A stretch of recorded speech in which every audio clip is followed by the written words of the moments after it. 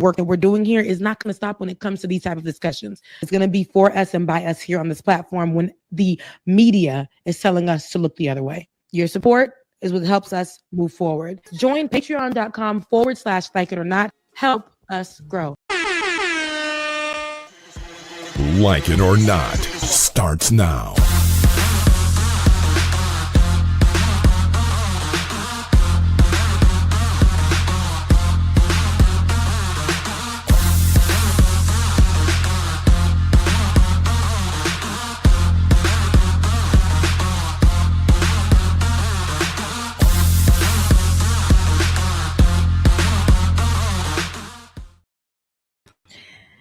Hi, good morning. Welcome to Like It or Not, where we're free to tell the truth and not care who doesn't like it. Hello, Benjamin P. Dixon. How are you this morning? I'm doing wonderful, Rebecca. How are you this morning? I'm doing good. Long little morning for me. I had to return the laptop to the folks who I was working with for a day or two. They was asking for their no, not that one. It was another. The girl was hustling to get $1. I was say, wait a minute, you just started this week. No, I had to tell the other people couldn't do it. So you had to go return their laptop. They was asking like, ma'am. And I'm like, oh Lord. So yeah, I had to go return the laptop. And so was 2 wheels in the air, how my best friend would say, on the way back home to get here to do the show. So forgive me for being late on today. Tardy to the party. How are you? I'm doing good. No DJ exclusive today. He had a thing he had to take care of. So shout out to him. We so that, but when you blessed and you got things to do. Amen. That's good. That's enough. Now, Ben, we are a week into. I'm here. Look, you done put me on. You when you put me on full view. Now I have to present myself differently. It could catch me off guard. Now we are in officially a week into Black History Month. Okay. What was it formerly? Negro. What was it? Colored Week. Yes. Negro History Week or something to that effect. I don't know the. But we've since gone from a week to a month, and I just want to start off with this story, even though I know you've seen it Thursday night into Friday morning into the whole day of Friday yesterday. Yeah. Donald Trump had posted, the Black president, the only Black president. We got qualms with him. We got all kinds of. But we would never sit here. Let's first start here. Donald Trump posted Barack Obama and his wife an AI video of them as apes. And I think the song behind it was, "In the jungle, the mighty jungle," whatever. "The lion sleeps in the..." And so Donald Trump posted 2 Black people during Black History Month as apes, and no context. Just posted the video kikiing. We don't need any context. Nobody should be surprised. I'm just going to put this out here before we get into the story, while Ben pulls up the imagery. Nobody should be surprised of the actions of Donald J. Trump. Nobody should be surprised that this is a racist doing racist things. I even feel like this should be blurred out. It feels like I'm looking at a slur. Now, but you guys should see it with your own eyes, because immediately what they do, this administration, what they went on to do, is tell you not to believe your eyes. Mm-hmm. Before I get to that statement, I just want you guys to understand that if you were surprised, I don't mess with you. If you were surprised at the behavior from Donald Trump, I don't mess with you, because this has been him. He done showed us who he was year after year after year, has said so many things about Black people from all over the country, but the Black ones within this country, he also don't give a damn about. And he has no regard for, of course, who he makes his arch nemesis, Donald Trump. He has no regard. Not Donald Trump, for Barack Obama. He has no regard for the Black president for every reason in the book, because he's Black. That's every reason in the white man's racist book. Black. That's all you got to be. You were the president of the United States. Everybody mentions you. You have picked an invisible argument, battle, made this man your enemy while he's relaxing and cruising with his wife, raising his family.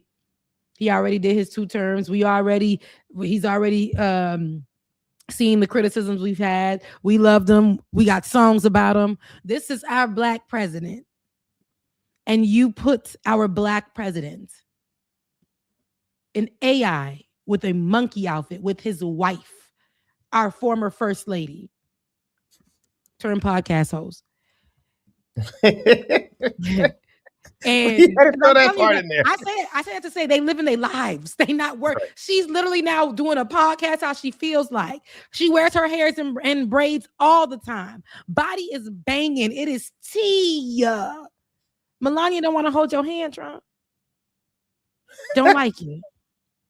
So I said to say, immediately, and I'll read this statement because I have it in my phone.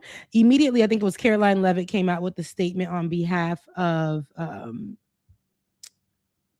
me see where it is. Do I even have it for real? On behalf of the administration, basically saying that it was not to be taken as a racist statement. It was to be taken as something that was a light, funny, Donald Trump being the king of the jungle type video. And they're basically telling us immediately not to believe our eyes. So the statement from Caroline Leavitt said, this is from an internet meme video depicting President Trump. Mind you, depicting President Trump. Did y'all see? Yeah. So this is from an internet meme video. And mind you, I didn't go, before I finish the statement, I did not go watch the full video because I really felt like I was watching pornography. There's no need to watch the full video. For racist people. Right. And I did not feel comfortable. It was too much for me. Even the picture, like seeing that is pissing me off. It just makes me upset. It's not that I'm surprised that Donald Trump did it.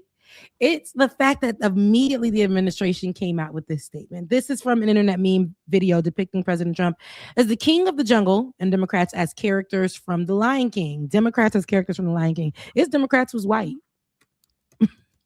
In The Lion King, where's there any type of chimpanzee, ape, monkeys? Did you see them in The Lion King? Other than what's his name? Rafiki. A baboon. Other than that, where was the other monkeys that was really featured in Lion King? So, Democrats as characters from The Lion King, please stop the fake outrage, said Caroline Leavitt, and report on something today that actually matters to the American public.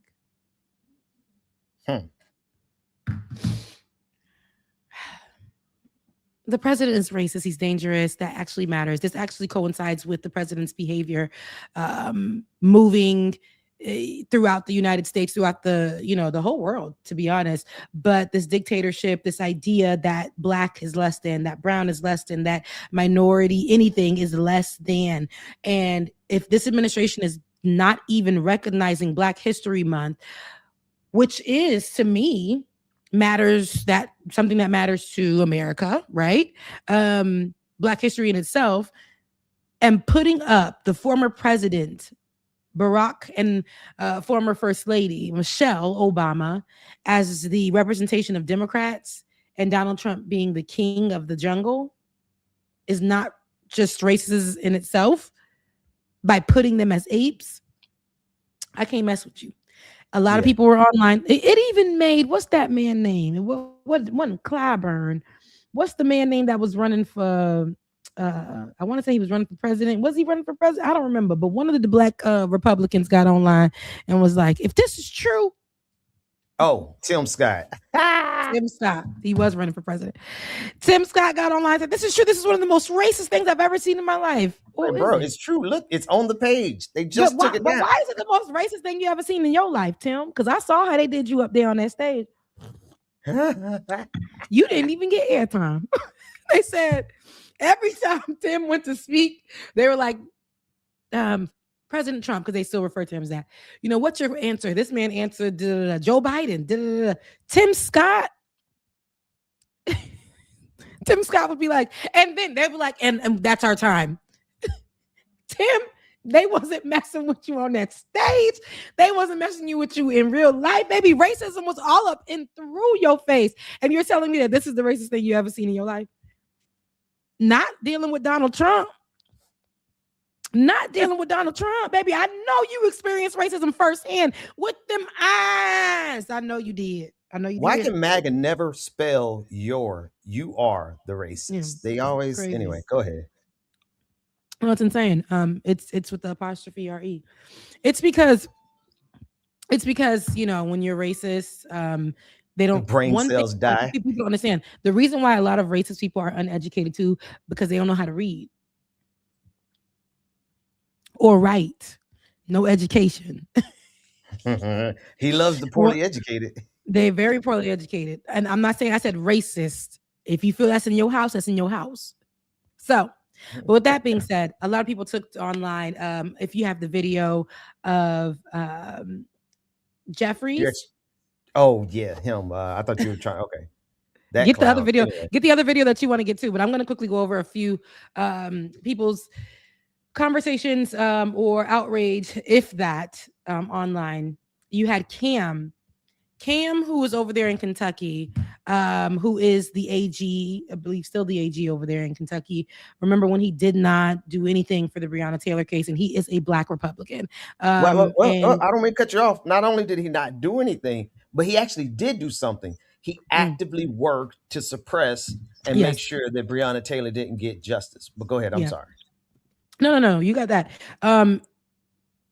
He came out and made a statement. I'm going to read it verbatim because I want you guys to see how Daniel Cameron, and also is shucking and jiving for the people. So many shucking and jivers. Now that was surprising to me. Now, not coming from the Republicans only, but people who are the evangelicals. It's always the gospel ones that surprise me. It's not. They try to quote the Bible. They're trying to say a lot of different things that to kind of give Donald Trump some leeway. And I don't F with that. I don't mess with that. I don't. So here is from former Kentucky Attorney General and U.S. Senate candidate Daniel Cameron. This is what he said. I'm proud to support President Trump. He's endorsed me twice. I'm proud to support President Trump. He endorsed me twice. And not once Massa ever did that for me. He's always cared about the color of my skin. Massa said, the White House made clear that this was an accident. And I said, Massa, yes, sir. And then Massa said, you didn't want to hear anything from the media when left ran with these about me. And he was pointing out where they made him Uncle Tom in pictures, a Sambo type thing in pictures. Black folks did that to say, you not one of us. And Daniel Cameron continued to say, he said, you didn't want to hear anything from the media when the left ran these about me, which he had the pictures.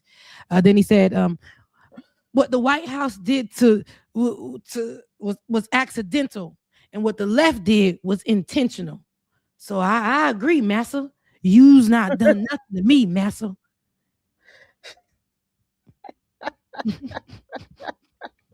That's all I heard. That's how it sounded. That's we've known Daniel Cameron's work for some time. Daniel Cameron is a part of the Legion of Coon. He's a proud member of the Legion of Coon, and we don't expect anything less from him. Along with just so many other rank and file Black faces in white supremacist spaces. You had just all kind of people trying to make a religious cover for him. I couldn't believe it. It was out of control. And I got that video of this guy. I don't know if you want to care to see it, but I'm embarrassed about it. First, before you play it, I just need people to stop being copycats. Just because you saw what they did in Minnesota, what they did in California. Hold on. Just because you saw what they did in Minnesota, just what you saw because what they did in like California, what the governors or the mayors have said, or it has been something that has been, use curse words to attack somebody. Jeffries, this was not your ministry. It came off as if if, baby. You stuttered a little bit before you said it. Now you guys take a listen. See if I'm wrong, but just take a listen. Yeah, it's pretty whack, bro. This disgusting video posted by the so-called president was done intentionally. Donald Trump and his vile, racist, and malignant behavior. This guy is an unhinged bottom feeder. President Obama and Michelle Obama are brilliant, caring, and patriotic Americans. They represent the best of this country. It's time for John Thune, Mike Johnson, and Republicans to denounce this serial fraudster who's sitting at 1600 Pennsylvania Avenue pretending to be the president of the United States. Wait, did he curse already? Yeah. He's at the beginning. Disgusting video posted by the so-called president was done intentionally. Donald Trump. Yeah, that's crazy.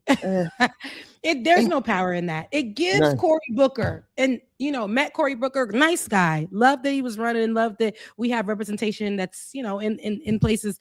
But baby, that's not how we're getting the message across. You already been doing some questionable things yourself, Mr. Jeffries. And so seeing this is not effective. I don't think this part of it is effective in my opinion. But people are looking for their viral moments. F Trump. You telling me, Jeffries, that this was the time you felt like you needed to pull your camera out and literally have this type of fervor for Donald Trump when he's done way more racist things you should have spoken up about? No, not on my watch. Give me one moment. I'll be BRB. Yeah. No, and I want a couple of other things here. Hang on, let me do you like this. So while she's doing that, I want to drop this real quick because there's so many people, Rebecca, who have been doing this same exact like low hanging fruit of, and this is what frustrates me so much about Hakeem Jeffries and Chuck Schumer. Anybody can get out here and say F Donald Trump. That's not an achievement. That's not a, what's wrong with media today is that became the headline. Oh, he said F Donald Trump. That's mighty strong words coming from the House Minority Leader. He's the House Minority Leader. For the love of God, he's the House Minority Leader. He has power to do way more than these little corny behind videos that he's doing. I don't want to see a video. I don't want to see a tweet. I want to see organizing. Where is the national organizing being headed up by Hakeem Jeffries and Chuck Schumer to push back against these fascists, Rebecca? It's not there. But we get little pictures of him with his baseball bat or him leaning with his photoshopped hips on that picture. Remember the Photoshop hips? I remember when he put the BBL, baby. BBL Drizzy. BBL Drizzy. Yes, BBL Jeffries. I seen it. I'm like, now why he put them hips on there? What was going on that we needed the hips? Because that's what you're more worried about. The fact that you're doing this video, you put your camera up in the woods, in the park, just to say F Donald Trump, because that was a viral moment. The other, F ICE, by the mayor in Minnesota. Those are great. I know that you're upset or you're feeling some kind of way, but you didn't tell it to us, Jeffries. Right. But we need more. You have the power to do more. This is why we put you guys or re-elect you guys to do these things, to do more. And when we're sitting in these moments and uniting as a nation to call out, I would say, and I don't want to say call out because Donald Trump has been racist, but to fight, to resist, Wow, who made that? That's the video. A white supremacist on. Oh, that's the full video. Yeah, so this is the full video. But this is not the full video of what Donald Trump shared, right? This is the Donald Trump shared just this much, that split second. So as Donald Trump shared it, he didn't share the full context. All he shared was Michelle and Barack Obama being portrayed as gorillas. May God deal with him in every single way, because it's like this is the historic I think this is literally historically how America always views Black people anyway. It's never left. So seeing that depicted during Black History Month from the president is not accidental. It is choice. He wanted to do that. He did it literally at what 11 p.m. at night. He was on Truth Social, Yeah. and this is what he decided to do. Yep. And when we understand that this is more than just him, this is more than just like him signaling racism. No, he's been racist. This is not, I don't want anybody to be surprised at how racist this is. Him, to me, throwing paper towels at Puerto Ricans and acting like they're not Americans, during their times of turmoil is racist. Him singling out Haitians and accusing them of a centuries old lie that was built up by America, that Haitians eat cats and animals here in the States. Yeah, that's racist. How he makes sure every single opportunity that could benefit Black people here in this country, Black people who are American, FBAs, if you will, ADOS, if you will, freedmen, because that's what they call themselves online now, freedmen, if you will. He's taking away every opportunity for growth or anything we see what he did with the 300,000 women, and not only women, Black men as well, taking away opportunities to give them to white folks just because. The immigration process, streamlining it for people from South Africa, ain't nothing wrong with them. Ain't nothing wrong with them. And cutting off the process for brown and Black folks. We see what he's done about Palestine, joining in, wanting to flatline Gaza to make it a resort. Right? It's all been racist. Down to before he was even president. With taking out an ad against Black folks. Central Park 5. He's been racist. You know what Maya Angelou said? When somebody people shows you who they are. You believe them the first time. Believe them. You believe them the first time. And I don't want the conversation to surround him being a racist. We know that. But it's not even dangerous anymore. This is like he's functioning exactly how America always has functioned. This is not new. This is not new. I think that's, one thing that stuck with me that Dr. Mack reiterated. Now, what is new is we're able to see it now, touch it, feel it, actually be able to say things up against it without it looking like what it did back in 1950s or such. But at the same time, we're seeing that happen in Minnesota, and then preparing to do that elsewhere in other cities and states as well, that are minority, that he feels like affected his winning the election in 2020. This is what he's doing. And because Barack Obama is not any part, he never went against Donald Trump, wasn't even in the conversation, nothing, but he's Black. And he is a beloved president. And again, we talked about our qualms with Barack Obama. We love the fact that he is our Black president that we have historically. We honor that. We notice that, but we also have criticized him as well. But that does not warrant this racism. So I first thing I did with a lot of people online, and you can post those pictures now, Ben, was post how we remember them, because what Black folks gonna do is like, okay, now we having our conversation about Barack and Michelle in the household, but what this white man not gonna do is this is what Barack and Michelle look like. Okay, wow. This is what they look like. This is how they walk. This is how they talk. And you gotta set me up a little bit better than that. Any pictures, because they not like, these are not Barack and Michelle have always been a immediate example, especially for talented 10 folks like me coming from FAMU. We see that, and I remember the day. This is Barack and Michelle. Give us more, Ben. Good God. because I want people to recognize this is how I choose to view them. But this is not only how I choose to view them, this is literally who they are. We've watched them go through everything. We watched them be, young and then salt and pepper, got a little wrinkles, but still look damn good. I'm talking like go live their life, go on vacation, do things that we really don't see former presidents do. That's literally like clock out and never look back. Join the conversation every now and again, but enjoy their lives together. Donald Trump does not have that. No. Donald Trump doesn't experience that. Donald Trump doesn't know that. Melania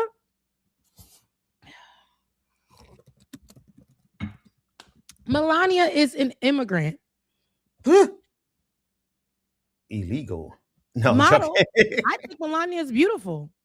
But she's an immigrant. The very thing that Donald Trump does not like about this country, but she's white and she belongs, and I'm putting that in air quotes, please remember that, to him. Probably when he met her, he did the grabbing by the coochie. You know how Donald Trump likes to do it. Put that lady out there. She got married. She married into richness. She became the first lady. She does not like that man. We see it Rebecca. Every day. We see it every time. Look at. Come on, Ben. Go back to the picture of Barack and Michelle, and then go to this one. It's just look at this, and look at this. Look at that, and look at this. It's come on. So wait. One of these couples don't sleep in the same bed, and one of these couples can't leave each other's side. Don't even make it out the bedroom. One of these couples has coffee together in the morning. One of these couples don't even want to smell the morning breath on the other. Husband and wife. Wait. One of these couples actually like each other. One of these couples could not even fathom getting up in the morning and making the other person breakfast because outrage. I ain't making that man no breakfast. What are you asking of me? Wait. I got one. Wait. One of these couples doesn't have a wife that plagiarized the other one. One of these couples didn't have to purchase his way into the president's seat, steal his way into the president's seat. One of these couples is black. And be honest with you, to be fair to them, this is one of their better pictures. Because if you think about how much she, like all the time she looked at him like she really, really doesn't like him. This is one of their nicer pictures together. With that being said, Melania has a documentary coming out about her experience as first lady and all the things. It came out already. And it bombed. Horribly. It didn't even come out yet in the bomb. I'm not even sure. Somebody said they was pulling up to go see it because they, wanted to see what it looked like. And then they pulled up to a trash can. Y'all, there was a trash can in the back of it. And somebody said, and look at Nicki Minaj on the side. Why is the internet like that? Why is the internet like that? One of these couples, wait a minute. One of these couples has to pay the other to touch them. One of these couples, it just get a free 5-finger discount before can't keep their hands off each other. Okay. Oh man. One of these couples gets sung to. One of these couples, man, can say, I'm so in love with you. Remember when he did that? One of these couples got a singing man. The other one can't stand the sound of each other's voice. He breathed the wrong way. I hate him. I can't wait until he dies.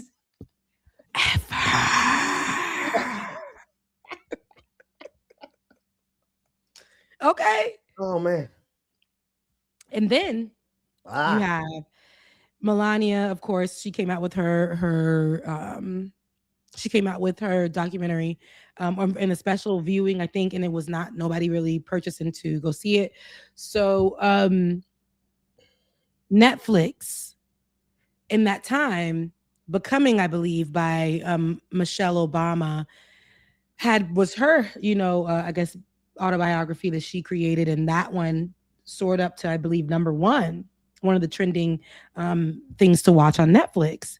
And baby, when I tell you, people were so upset, and I feel like people at Netflix were upset that they moved Becoming to a children's option. Can you believe that? They put that in something for kids to watch. And I said, wow. They didn't want so bad for Michelle to be winning on Netflix that they allowed it to go into programming for children. And when it was in programming for children, it was still trending. It was still trending as something for the kids. And which lets me know that Donald Trump has stake, this administration has stake in what we watch, what we hear. There's a level of control there, what we consume, because immediately he saw that was how people were protesting or resisting Melania in this administration. They went to go find Becoming on Netflix and boost that and bring it back to the forefront and make it one of the top watched things on Netflix. Somebody at Netflix had to be upset. Somebody at Netflix had to be upset, because then they moved it into the category for children, which is insane, but it was trending even there. So wow. I say that, racism and people who support this administration, they are your doctors, they're your lawyers, they're your dentists, they're your landlords, they're the people who work at the front office, they are your mechanics, there are all of that. And it sucks because you can't run from that. But they also buy into this racism, and they will throw themselves off of a ledge for Donald Trump. But when you already know that racists are racist, you do the things that people did.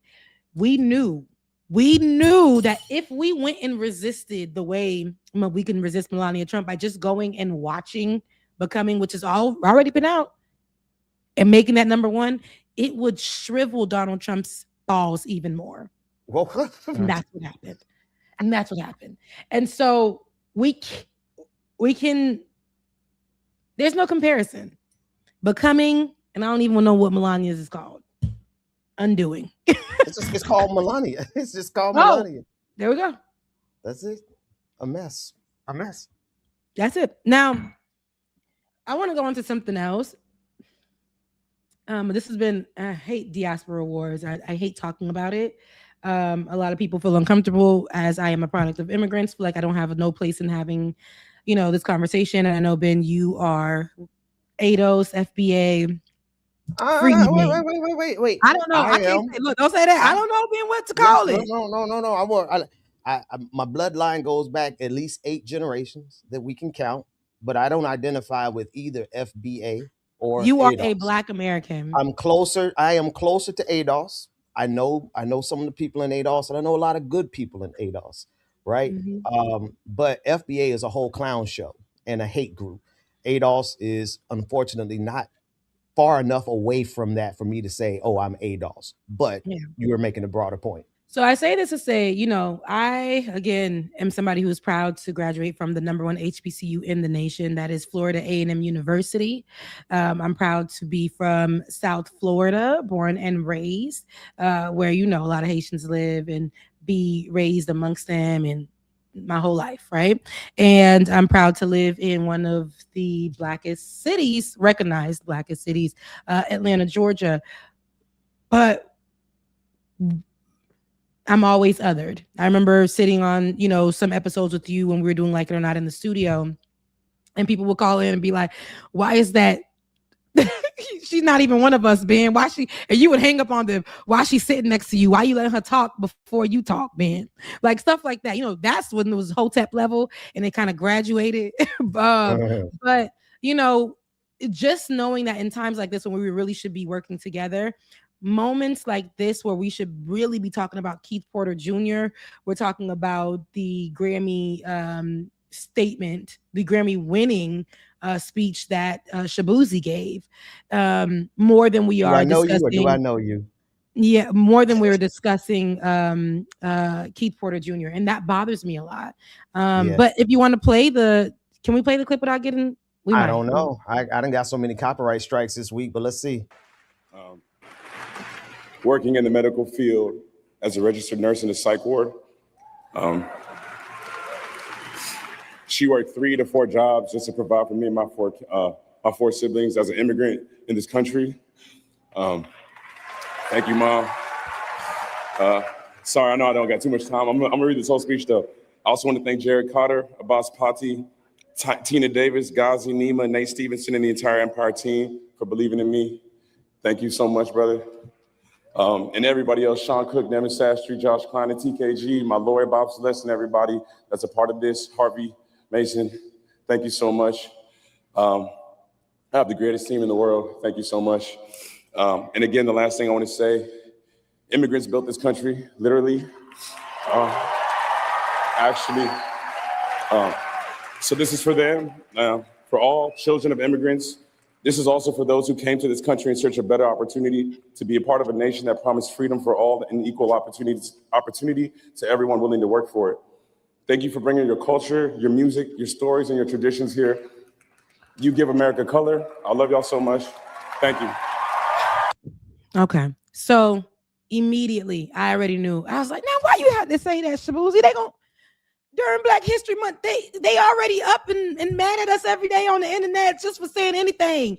Please, I don't want no more diaspora wars, because I think what's happening right now, and this is what this administration wants, and people don't see that really, is to always keep us divided so that when there is an opportunity for us to fight together, then it's not to do that. We're not recognizing that Shabuzi, as a Black man, born also in the United States of America, which makes him Black American. He's Nigerian American.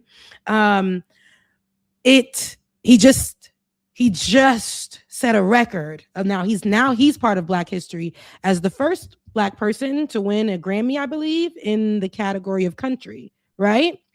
Mm-hmm. So here we are with the Black man making history, and what people are worried about is saying that his statement about immigrants built this country exclude, and mind you, he's somebody who's a product of immigrants and telling his story in his speech. They're saying now you're excluding formerly enslaved people in the conversation.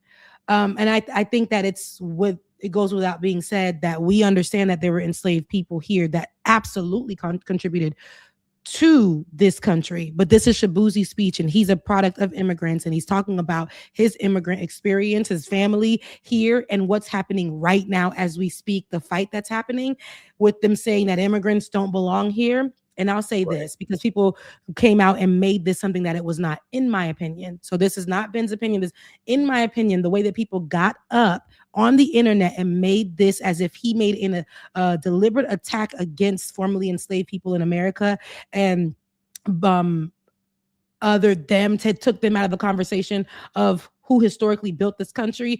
I think that's pretty problematic, because at the end of the day, immigrants are a part of the people who built this country, only because we wouldn't have Chicago, right? If there was not a Haitian person who founded it. No, we wouldn't have the Savannah be the city that it is if the Haitian didn't come and help fight that war for them to win over Savannah. The Louisiana Purchase, we had Haitians come over, and that's why you have the culture that you have in Louisiana, and particularly New Orleans, and the slang is pretty much Haitian Creole over there. There are a lot of not only influences, but parts of things before America was America that helped build America, not taking away from enslaved folks who actually use their hands to help build up buildings, to help build up cities of that they helped build up that were actually bombed, by folks that hated the fact that they were Black folks living and building community here and all the things, right? This was never to take away from them, but you are talking about somebody who is a product of immigrants speaking about ICE and what they're doing, basically, in a metaphorically way, but also about his moment about I wouldn't be here if it wasn't for my mama immigrating to this and what she did as a nurse to, in this. The words that he said are not wrong, but they also were not to say that enslaved folks did not matter and they didn't build in this country. If somebody from the ADOS community, and mind you, I'm wearing a shirt that says Malcolm, Harriet, Langston, Maya, and Frederick, right? I am somebody who is a product of immigrants. I went to Florida A&M University. They are the ones at Florida A&M University, which is a historical Black college and university out of Florida, that taught me to go deeper into who I am as a Black person, my Haitian heritage, what they contributed. And I'm like, I sat with Black Americans all in the classroom as I learned about what enslaved folks or Black Americans, all the things contributed to the building of this country. They also said, Rebecca, here's what your people contributing to the building of this country. Right. Because as Black folks, we all contributed to this country, building it. People before us already had a foundation. The indigenous folks already had a foundation in this country. All of the areas, when you go down, up and down California, you can't look left or right without saying a Spanish name for a street or a city. The building of this country is literally, like he said, a melting pot. Black folks did that from all over. And it was never to discredit. It was never to discredit formerly enslaved folks. It was never to do that. But when the conversation always comes up, it's like it's a moment to do what this administration is doing for some people. And I'm seeing people that I've worked with lead the conversation in a way that is very divisive and problematic and send out a message that is incorrect. Immigrants did not do anything for this country. Immigrants didn't help build this country. It's a lie. They didn't contribute to building the country. It's a lie. That's an absolute lie. And that doesn't take away from the fact that we're here as Black folks, and the people in Springfield, Ohio, were literally saying, the Black ones, that they did not want to go outside. And this is quoted in the Springfield, Ohio article, because ICE was supposedly to go out there on February 2nd when TPS was at that time to be expired for immigrants. And Black folks in that city said, I'm scared to go outside. I don't even know if I want to go outside, because if an ICE officer would even know the difference. And that is a true statement, because when white folks look at us while we fighting amongst who got the worst experience, it's the oppressing Olympics amongst no. When white folks looking at us while we doing all that, all they see is the hardest ER. That's it. That is it. We got a copyright strike already, man. Already? Yep, we got a copyright strike immediately. It says streams are interrupted when copyright is detected. Did my stream stop, anybody? Did my stream stop? Just want to know, did my stream stop? Oh, yep, my stream stopped. Let's see if mine stopped. It looked like I'm still going. Maybe not for long. Ben, take it off a loop. Oh, I'm still playing it. Let me look. Let's see if I come back and come back in. Let's see. Go ahead. Let's see if we come back.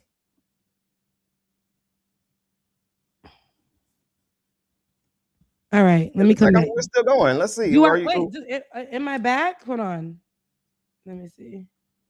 Look, everybody in the chat looking for me. It says unavailable on your side. Oh, okay. Dang. Hold on. I'm gonna come back. Man, you got us kicked off. Put another link in the chat.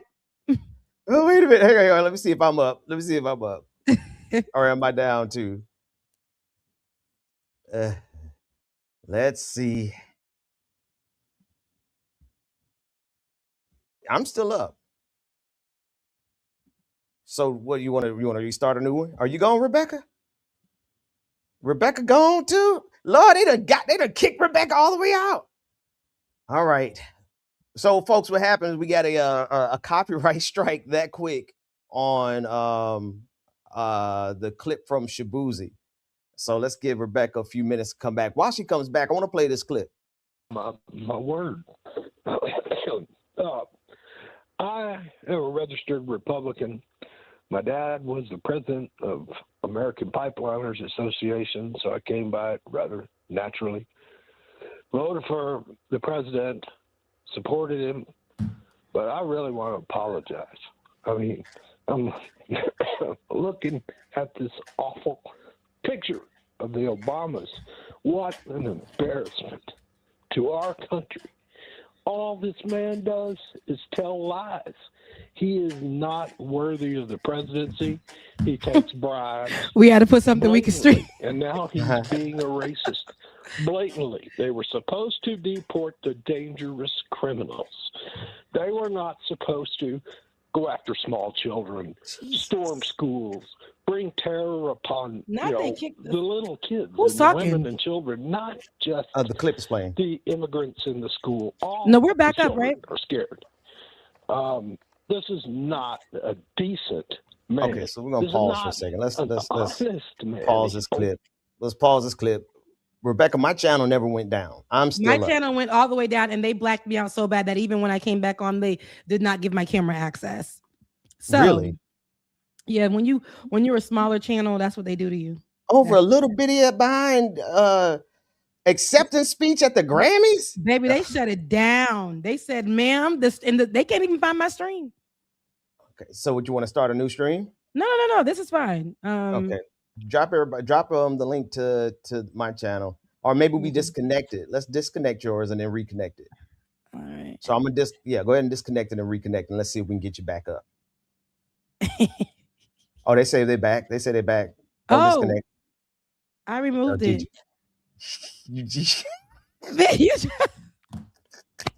Anyways, as we're now here, start it again. We're gonna work right through it live on the spot. We're gonna do it live. This is hilarious. Let me see. 2, 7, 8. We're gonna do it live. I put like it not. Listen, y'all gonna get what you get. But I do want to continue the conversation. I think I was really spitting. Real quick, I just don't think that. Am I back? Look, am I up? I don't think that it is about what the people were trying to make it about, but I think that people are also using this opportunity with what's happening with immigrants in this country as a moment to pull back logic that was created way back to put inside of Black folks' head for us to be divided once against amongst each other on who's the worst, like who had it worse, who's the best Black, who's this and that and the other. And that bothered me the most, because why are we looking for the oppression Olympics when it comes to who was enslaved more and where, when it was just literally a different boat stop? And when you really think about it, every place that we went to, I come from, you guys here in America are not the only people who come from formerly enslaved. My people in Haiti were formerly enslaved. That's why we had a revolution. Like, what are we not saying? The Caribbean islands were all formerly enslaved, owned by one of them whites, one of the colonizers. We all have the same story when it comes to that. We all had masses, right? We all had colonizers. We all had places where they killed off our indigenous people for the most part. That's right. No, I don't know that there. I don't mean to cut you off. I don't know that there is a place on the planet where the indigenous people have not been killed off by colonizers. Mm-hmm. Like name a place. Maybe there's some survivors, obviously, in African nations. They didn't completely obliterate every single nation, but all across the globe, indigenous populations were obliterated. All across the globe, people were displaced. Migrants had to move. And this is not just recent history. This is ancient history. And so there are always going to be immigrants. And then I don't know if you're finished yet, Rebecca, but I'll throw it back to you. But I want to say a little bit more about the fact that, immigrants did help build America, right? I think he could have avoided this if he had said help. But I'm going to be honest with you. I don't have time to be sensitive like that. Like, I'm not fragile, right? I'm not going to collapse and say, oh, no, he didn't reference Black people. Nigga, we know. Who doesn't know? We're going to always repeat. I know what my people did for this nation. Matter of fact, I know even deeper. I know what position Black folks have, not just Black Americans especially. There's a very special place in the moral arc of the universe for Black Americans because of chattel slavery. There's nothing there was nothing on this planet that compares to chattel slavery, except perhaps outright genocide, which is why we give what we give for the people of Palestine and what's going on in Sudan and Congo, right? This is an international issue. White supremacy is an international issue. And if you can only see it through the lens of being a Black American, then you are going to eliminate all of the allies that we need across the globe. And so it's kind of like this, Rebecca, like in my house, as I raise my daughter, like I give her a lot of space because of patriarchy. I need her voice to be stronger than usual because I know what patriarchy is trying to do to her. Do you think every time something happens that I disagree with from a man perspective, you think I'm gonna clutch my pearls and be like, oh no, you gotta consider the men. What about men? No, you pause and you give those people the space that they need to say and do what they need, because in this present moment, the attack is against immigrants. And if we don't address it right now, that attack is going to come full circle right back to where it started, which is against black people. So I'm not really with all these people who are like, oh my goodness, he's devaluing black folks. No, there's more people on the planet than black Americans, and I'm the proudest black American. But I know we need to. We're all listen. All black people are nationalists. We are all like people who are going to stunt about our blackness from wherever we are from. Wherever we just it's facts. You meet an African, ain't no African more prideful than an African. You meet somebody from the Caribbean, we all think we the best ones. You meet a black American, you love your culture. It just literally is that blackness. We love it in every So when it's moments like this, we have to understand the scope of what he's speaking about. He's talking about what the moment right now. Right. This is one of those times where you can't be like, but no, we can't. This is the moment right now. What's happening? What are they doing? The central point, and I think that y'all could have took this moment and made it about Keith Porter Jr. I would have been happy about that, because that is a man that was killed by ICE. That's right. By ICE. Right. And I think the outrage that goes to moments like this for correction or for whatever. And mind you, this is coming from Shabuzi speaking about immigration in a time where immigration officers are killing all people, saying that they don't belong here because they don't do anything for this country. This is the context that he's speaking about, while he's sharing the fact that I'm only up here because my immigrant mama made a decision to come out here. That part. And now I'm making history in America for black people. I'm a part of the black history as well. This is my problem. This is where this is not the conversations we should all have. We should all be banding together to be like, you know what? Keith Porter Jr.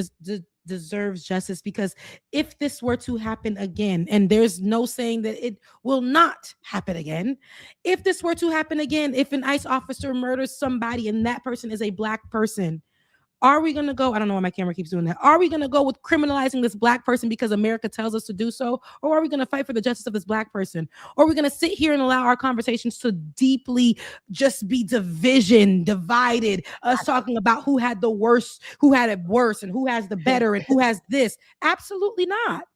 Absolutely not. Rebecca, I'm not giving. I refuse. It is core to my being. I refuse to spend any energy fighting horizontally against people I should have solidarity with. Immigrants, I don't care if you're Mexican, I don't care if you're I know that there are plenty of immigrants who have issues with Black Americans. No shit, Sherlock, we know that. We get that. Everybody who comes to the United States of America, they're given a bonus if they will turn against Black people. That's just what it is. When the Irish first came to the United States of America, their first solidarity was with Black people because they were oppressed, like not quite like Black people, but they were certainly oppressed. But then Irish people were incorporated into white supremacy. Same with Italians. And so it doesn't matter what immigrant group that comes here, whether you're Asian immigrant or whether you're Hispanic immigrant, white supremacy will give you a pass, not a free pass. But as we can see, that pass was temporary. So all of those model minorities from all these groups, whether you were an Asian minority immigrant, whether you were a Mexican immigrant, or whatever you came from, African, it doesn't matter. Wherever you came from, that pass that made you feel like you had an advantage over Black people has been completely revoked, right? And so I'm just trying to contextualize what I'm getting ready to say for the whole picture. You cannot talk about the whole picture without talking about all of the particular details. But here's the core point. I'm not going to spend time fighting an Asian. I'm not going to spend time fighting a Mexican. I'm not going to spend time fighting a black person unless they have a black immigrant, unless they have explicitly made it clear that they want to be my enemy. Well, then I got to get them. Then I got to treat them like white supremacy. But where my energy is going every day, all day, twice on Sundays, is punching up towards white supremacy. I refuse to give my fight and fight against somebody else who is marginalized, even if they don't like me. I'm just going to ignore them. I got all these African immigrants or people from Africa who they pull in clips and say, "Oh, look, this is an African person who doesn't like Black Americans." Okay, good on them. I know about a billion others that love us. Yes, and I'm like, there's a lot.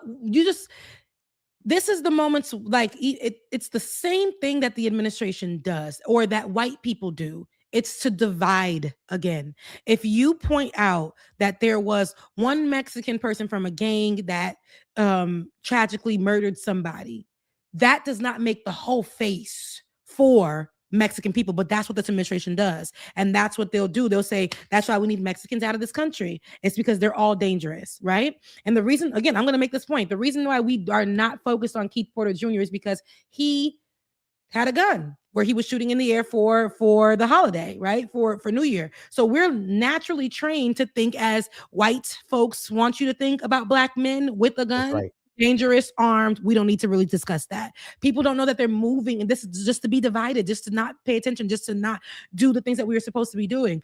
We know that people ain't gonna like each other. We know I got Haitians. While we talking about the Spanish people, I will vote for Donald Trump. Right now, you got some Haitians that was in the WhatsApp talking about some. The way I want Donald Trump to win because he is a man to give me money. He's going to help my family. Telling people to do that from across the aisles. Okay, you ain't look. That happened, but that literally again. I don't hate Black Americans yet.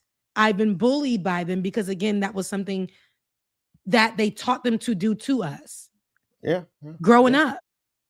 And so naturally there's going to be this hate or this argument or this division.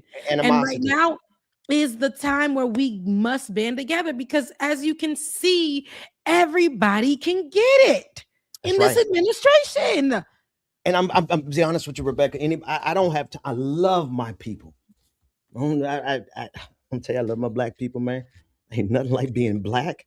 Ain't nothing like having my roots all the way back to probably before this country was founded, right? I love that.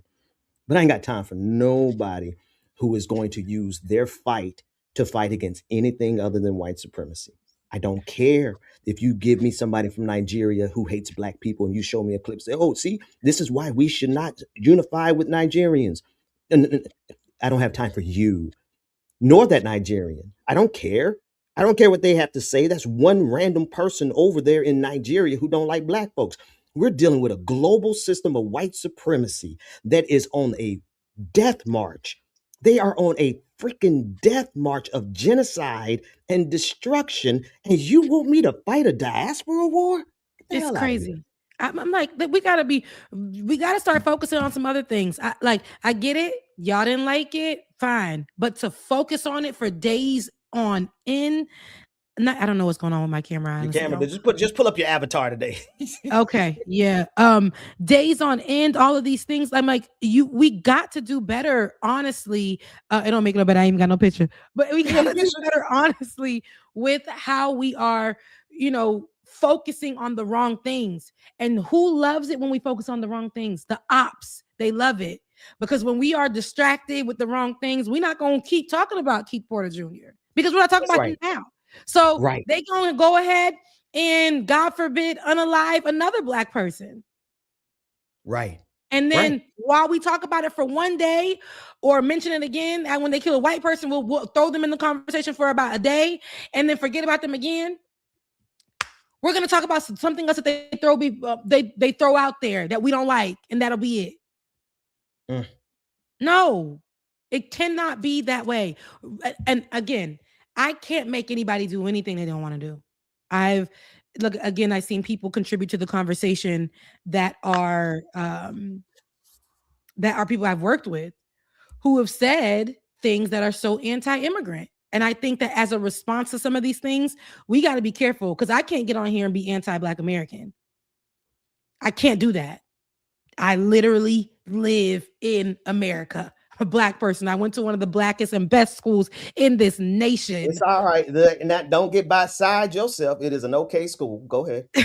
One of the best. You can't see me, so I could be rolling my eyes at Benjamin P. Dixon right now. But hell, Wildcats. Like, we cannot sit here and have these types of discourse and down one another, especially if, you know, we worked alongside each other. We've talked about issues that the Black community is having in America, and lo and behold, and you felt this way about me the whole time. You felt this way about immigrants the whole time. You thought that because my family is not from here, but I'm born and raised here, I should not have any access to certain things or rights to certain things, or my Black isn't pure. Those conversations have to stop. On both ends, they have to stop. We got bigger fish to fry up here in this country. What I was going to say, Rebecca, though, more than just those conversations have to stop, I think our conversations have to grow. And this is what I was talking about with Olay.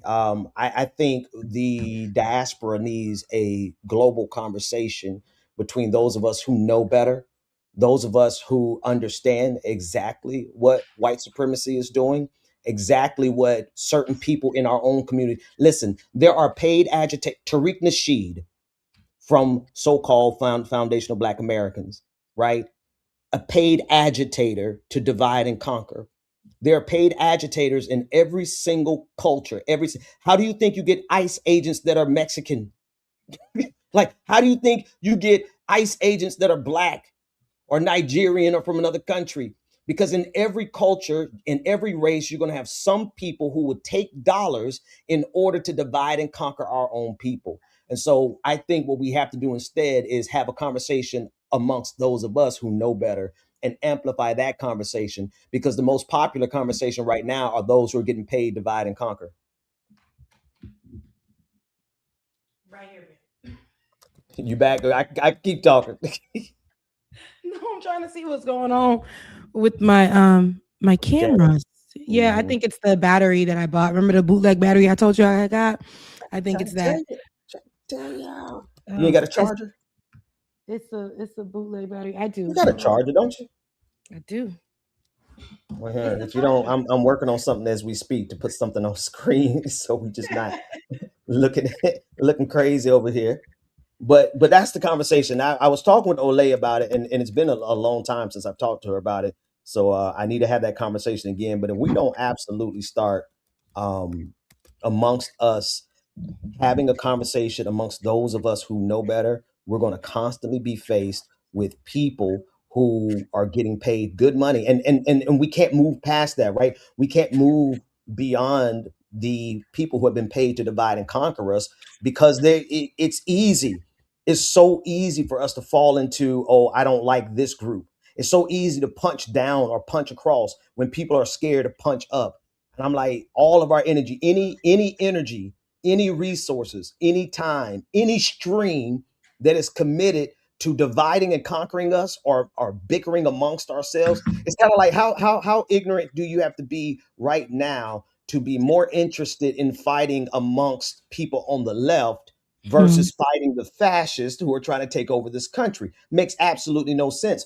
So anybody who's spending time dividing and conquering us on the left, I got no energy for. Matter of fact, I see you as an enemy now, because you are here to destroy the solidarity that we must have across all silos in order to stop white supremacy. Absolutely. Are you back yet?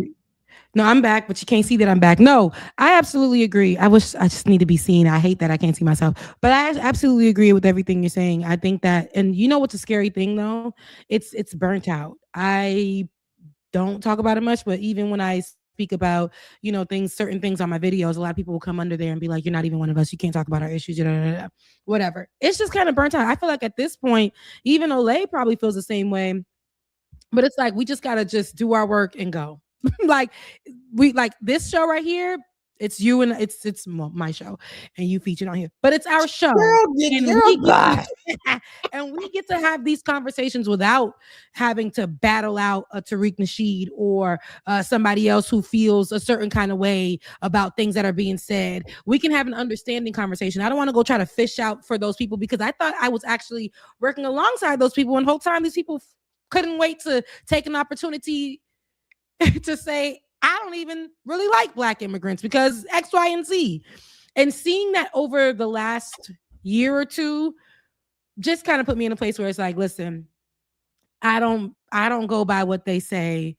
So I'm just going to have to use my platform to naturally just speak against it. Because even when I do say stuff, like even probably under this video, we're going to get comments that are going to be,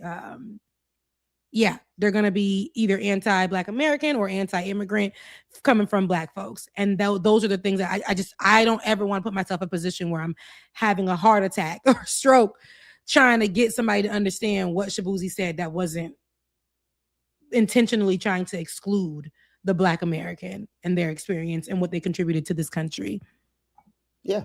No, I mean, I get that 100%. It's sometimes it's not even worth the energy.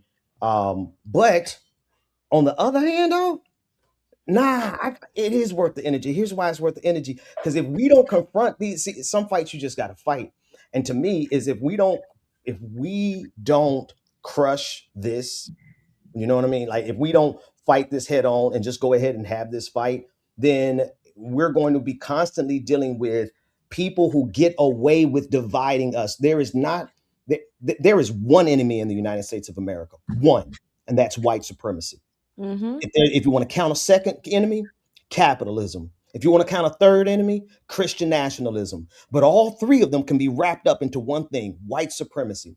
And so anybody who is taking away from that fight, especially to divide and conquer us, I think we got to have that. I think we got to kind of hash that out right now, because to let it linger, it's going to always come back. It's going to always be, here's a new election cycle. Oh, here goes some new Negroes who are paid good money to divide the diaspora. Yeah, look, because I had to put on the 1925 camera, but absolutely, Ben. No, I agree with what you're saying. I guess we'll work on it. We'll develop it and see where my mind is at the time, moving forward, because I don't think this is going to stop. I think that it actually building more on this. I thought that last year when I talked about it and did a video about it, when people were saying like, this is not their fight and all the other stuff, that we would get to a place where we see this ain't right? We need to unify because this isn't right. And together, especially when we found out about Keith Porter Jr., I thought that would actually be something to be like, oh, not one of no. Like I thought a lot of the people who claim to be like FBA or they would not play with it. You know what I'm saying? That they would get up, march to the streets about Keith Porter Jr. And it's bothering me that they get up and march to social media about what Shabuzi said. Shabuzi. We got bigger fish to fry. We got wait, Rebecca. Let me jump in there because I didn't notice that, and I think, am I hearing you right? You're saying it's frustrating you because you didn't see them get up and march and unify in solidarity to promote Keith Porter's name, like you're seeing them get up to jump and go after Shabuzi. Trending for days. Keith Porter trended for like a day, and we continued on, and that's what bothers me. And people have done. I read so many dissertations. Let me get my Haitian accent out there. I read so many dissertations and think pieces that I'm still kind of pretty, but I've read so many dissertations and so many think pieces as it relates to Shabuzi, and I'm like, the time that we're given. I woke up the next morning. That was on Sunday night. Till this day, if you type in Shabuzi, it's still a trending topic on the Threads platform. Griot did something about it 2 days ago. Again, this was Sunday night. And honestly, when I seen, who was it? The reaction, who was it from? I'm trying to remember. I forget who the reaction was from, but I did hope and pray that Shabuzi just left it be. Like, did not mention anything about it and continued on. You just made history. Just continue on. Right. But he did come back out, and people were saying thank you for at least knowing you was wrong. And I'm like, did y'all read the same statement I read? He said, I said what I said, but I also never said anything that was supposed to intentionally hurt you. It was never, and I'm sorry that you feel the way that you thought that this would intentionally hurt you, because that was not the case. And like, seriously, like, I don't know how else to say that was not, my words were never meant to cause this conversation. Or he's like, I understand the contributions that Black folks who were here did for this country. And that's simple as that. So some people were like, thank you for acknowledging you was wrong. And some people, that was enough for people to say. Some people were like, man, that didn't make any sense to me. I don't care. That he still didn't say that he didn't take back his words. Same thing they did to Mom Donnie. When after, mind you, everybody was, oh, Mom Donnie fine. Mom Donnie got a little bit in him. Mom Donnie, all of that, until he made his speech and said, immigrants, something along the same lines. Baby, They said, listen, brown man. Ain't you Middle Eastern? You ain't even really one of us. Ain't you? You don't even clear when it comes to a blackjack. You don't, they were going in on him. They made sure for days and nights, but I don't think he ever responded back. He continued to do what? The work he had to do for the community in New York. If y'all don't like what your mayor is doing in New York City, I'm gonna need y'all to be more verbal about that. Instead of focusing on something that really, come on, y'all. If you know that your Blackness is not going to be erased because somebody said immigrants built this country, you come on, baby. White folks every day say that you don't belong here. And people like Benjamin Dixon says his family goes way back before this country was even founded. So at the end of the day gotta end. We got things to do, baby. Who's that? At the end of the day gotta end. The day gotta end. The day gotta end. So I didn't want to take that much time on it, but the feds was watching, camera ain't working, all type of things. But I really needed to get that out there because I didn't know how to have the conversation. The only person that I trust to have a conversation like that with is you. Understanding that when you have conversation, and that's on both ends, when you have this type of conversation with someone who already has set in their mind that you are against them, the conversation just feels so like you are pulling teeth on, you are stressed out. You always leave it not poured into, not feeling like you did any kind of work, but you feel damaged. You feel damaged. Yeah. So, I'm trying to situate myself in my memory here back to high school, and I'm trying to see how deeply I participated in Haiti Day. You know that day. Haitian Flag Day. Well, no, not Haitian Flag Day. No, in Pompano, at Ely High School, they used to jump all the Haitians. Oh no, they do. We had something like that as well. Yeah. Yeah. Mm-hmm. And I'm not trying to oversell myself because I'm not above. Like I've always had a mind for justice, but I'm trying to remember if I really ever got involved. I know I never fought nobody. I was too small for that. But the reason I say that is because there are deeply rooted divisions that are easily exploitable in every one of our diasporic communities.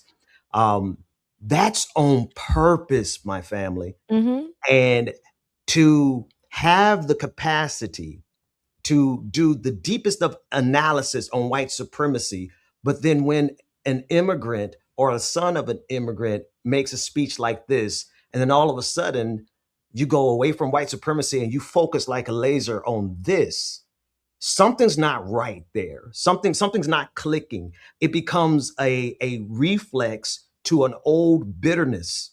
You know what I mean? It's like it's like no matter how far we sail, there's a deep-seated bitterness in us that makes us go back to these diaspora wars. And what I'm saying is that we got to kill that.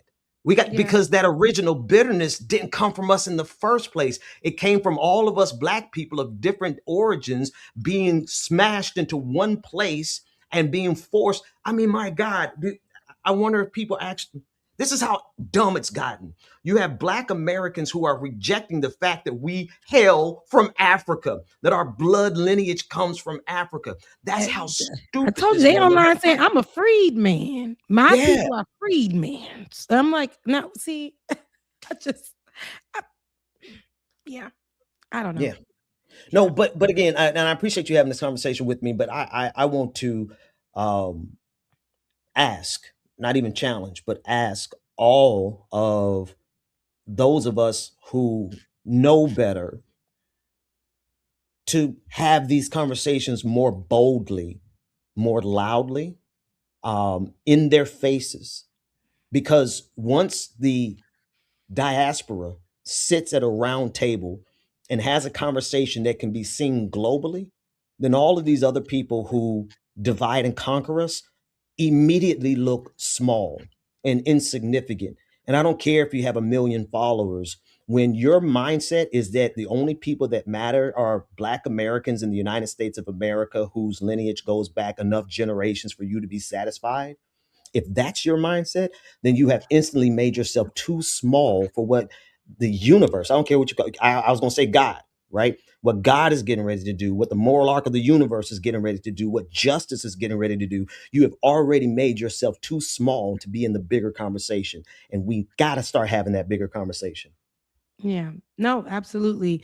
And so much has actually happened this week that surroundations that now that we're talking about them. And you had on, again, February 2nd, 2026, TPS was due to end by Donald Trump. He definitely put that out there that TPS was going to expire. It was due to end. And a judge, last minute, baby, before midnight. No, but last minute, a judge made sure to, and I have a link. I'm going to read. I want to get her. I got you. But yeah, a judge made sure to stop that, and she has, I want you to read her statement, so that's what I'm going to put in the chat right now. But a judge made sure to stop that, postpone that, and of course to give them about another month. But that's what we've been seeing happen for a while. But it was what the judge said. And I wanted to read that, the letter from the judge. It says here. You need to make it bigger? Is that the, wait, I don't think that's the, hold on. The response from judge. Okay, that's it. There is an old adage among lawyers. If you have the facts on your side, pound the facts. If you have the law on your side, pound the law. If you have neither, pound the table. Secretary Noem, the record to date shows, does not have the facts on her side, for Secretary Noem she's talking about, or at least has ignored them.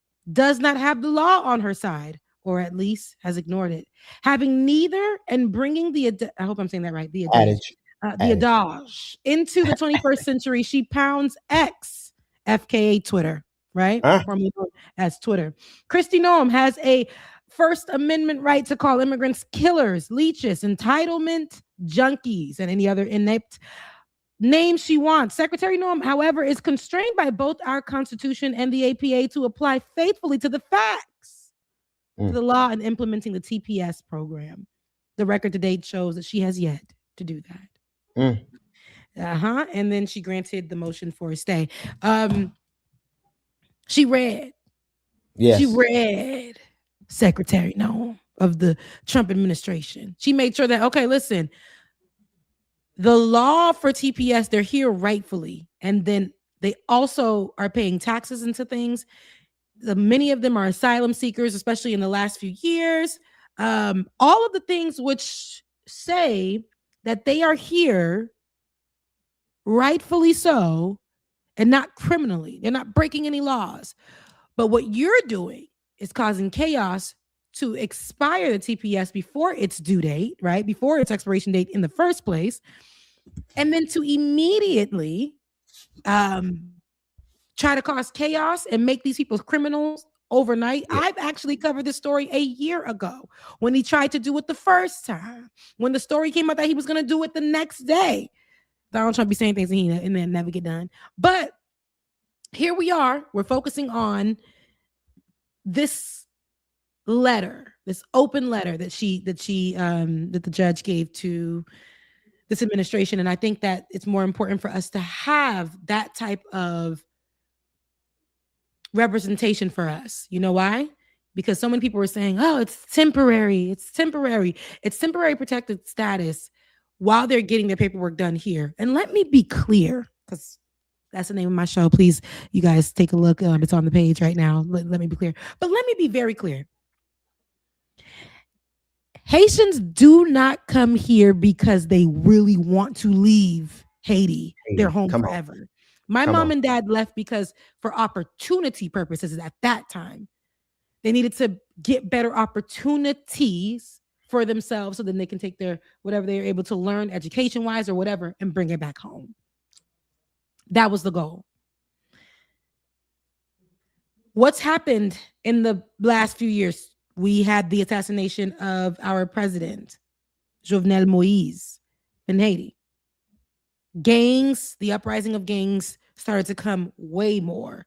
We had our Petro-Carib situation with our gas and our petroleum, and all of those things have affected us. We still are finding a way to recover from the earthquake, but also in between that time, since the earthquake to today, we've had many natural catastrophic instances within the country. Mind you, a corrupt government at the same time that's selling the country section by section.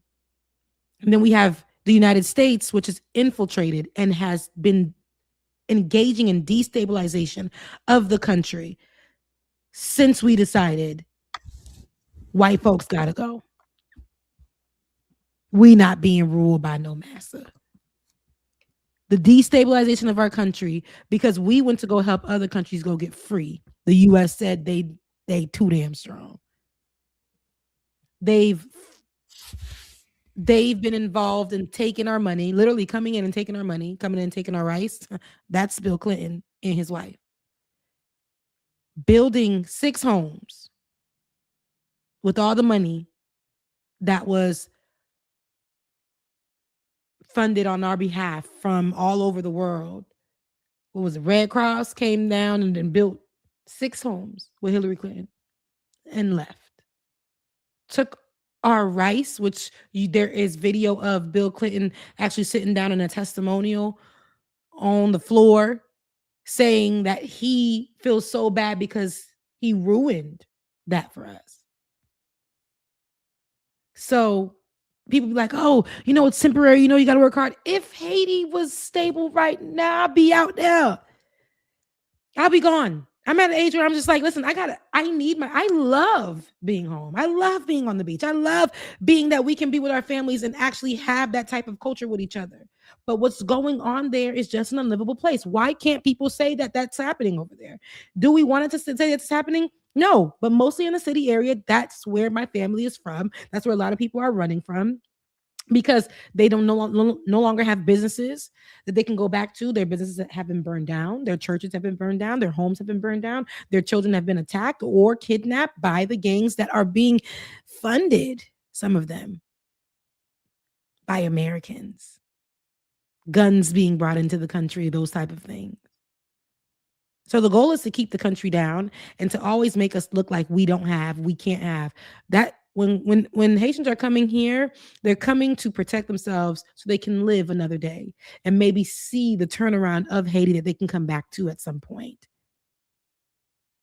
Americans always go to other people's countries and telling them how they can do things better. I know this because every time I'm on vacation, it's some white person or whatever is going to another person's country and telling them how they can do better and what they got better in America. But you still in these people's country for vacation because ain't no vacation in America. As people in this world, we should be willing to look out for one another. Haiti has done that time and time again. That's why a lot of these countries in Latin America have freedom, because Haiti has decided, hey, we did it for ourselves. Let's go help and free other countries. That's why you see the red and blue, the same way we got on our flag, our Haitian flag. You see that in a lot of Latin flags because we helped to free those countries. America's such a mean. Don't come here. Don't come here. This country don't even belong to y'all. Indigenous folks, right? It. So when these conversations arise, people are like, why can't they endure it? Blah, blah, blah, blah. Listen, we are helping folks. Haiti has a place where I believe it was the Polish or the Germans to this day who have a place because they were fleeing. I want to say it was the Germans who were fleeing from what was happening in their countries, and they sought out and they came to Haiti. Haiti gave them a place of their area for them to reside and to, start putting up their roots. And that's how you do things. And now, so this conversation about Haitians that come here, Haitians literally will come to a place and make it better.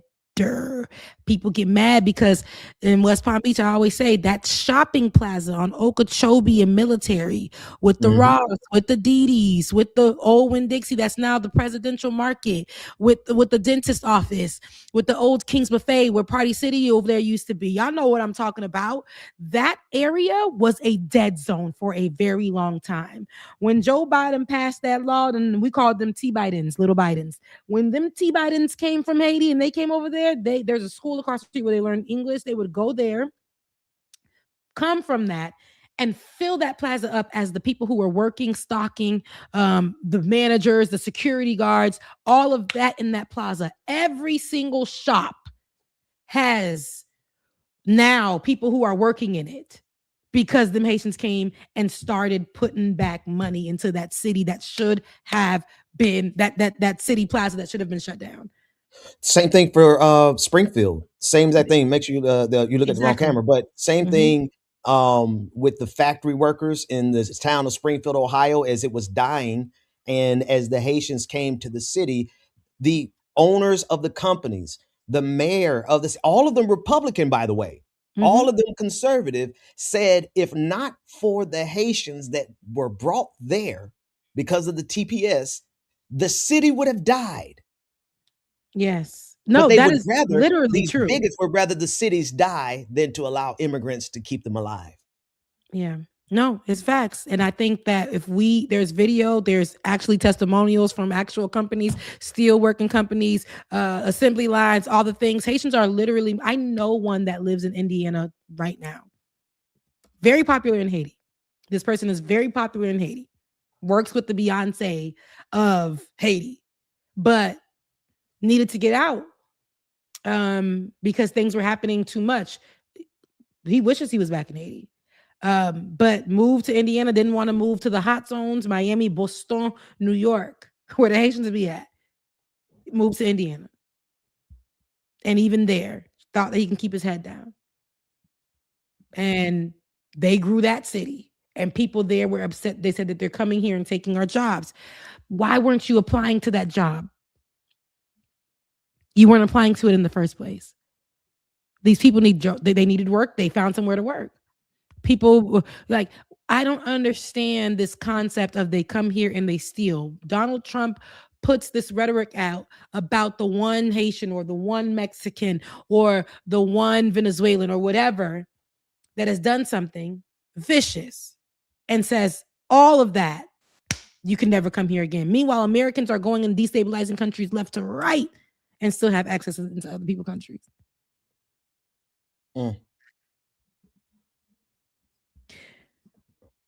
We have to talk about the contributions again, because these conversations that we have, they all full circle.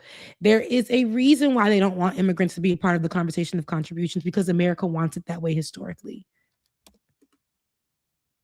They want it that way historically. If you're not a white immigrant, then, Ben, I was on the wrong camera. You're looking at the wrong camera. I had to say it out loud. I typed it privately. I'm sorry, y'all. I'm so used to being in my camera here. I know y'all was getting inside of my bad. Here we are. They are so used to the conversation that excludes the immigrant, particularly the Black and brown immigrant, from the building of this country and the building of this nation. But why you all up in California again? You riding through California, ain't not nan street that ain't named Hispanic. Every street is Hispanic. Every city is Hispanic. Las Olas, back home, like Los Angeles, San Diego. Come on, brother. Because we must stop. Why can MAGA never anyway?